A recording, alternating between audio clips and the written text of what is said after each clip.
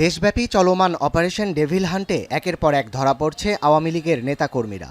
রাজনৈতিক নেতাকর্মী ছাড়াও আইনশৃঙ্খলা বাহিনীর জালে আটকা পড়ছে বিভিন্ন পর্যায়ের অপরাধীরা। রোববার থেকে সোমবার সকাল পর্যন্ত ২৪ ঘণ্টায় গাজীপুরে ডেভিল হান্ট অভিযানে সাবেক সংসদ সদস্য ও আওয়ামী লীগ নেতাসহ ১০০ জনকে আটক করা হয়েছে।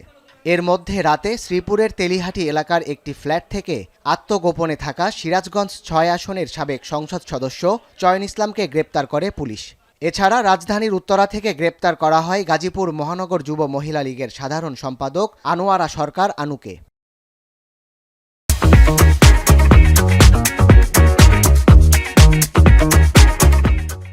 অভিযানে জেলা পুলিশ ২১ জন ও মহানগর পুলিশ ৭৯ জনকে আটক করে।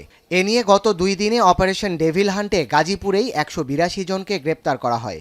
গাজীপুরের পুলিশ কমিশনার জানান, ডেভিল হান্ট কোনো রাজনৈতিক দলের বিরুদ্ধে নয়। যারাই দেশকে অস্থিতিশীল করার চেষ্টা করবে তাদেরকে অভিযানে গ্রেপ্তারের আওতায় আনা হবে।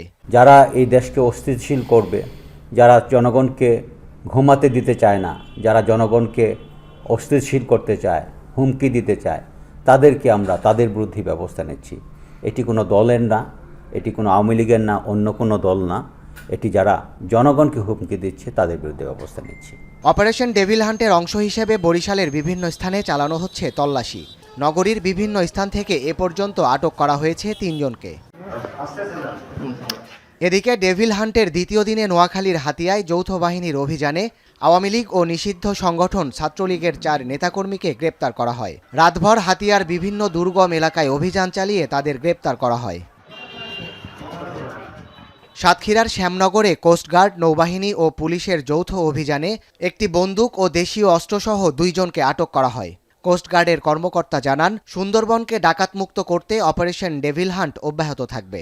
কোস্টগার্ড, নৌবাহিনী ও পুলিশের সমন্বয়ে সাতক্ষীরার শ্যামনগর থানাধীন চকবাজার বাজার সংলগ্ন এলাকায় একটি যৌথ অভিযান পরিচালনা করা হয়। সুন্দরবনকে ডাকাতমুক্ত করার জন্য বাংলাদেশ কোস্টগার্ডের অপারেশন ডেভিল হান্ট অব্যাহত থাকবে। এছাড়া বগুড়া, কুমিল্লা ও সিলেটেও অভিযান চালিয়ে প্রায় ১৫০ জনকে আটক করা হয়। সাদাত শাহেদ, এখন।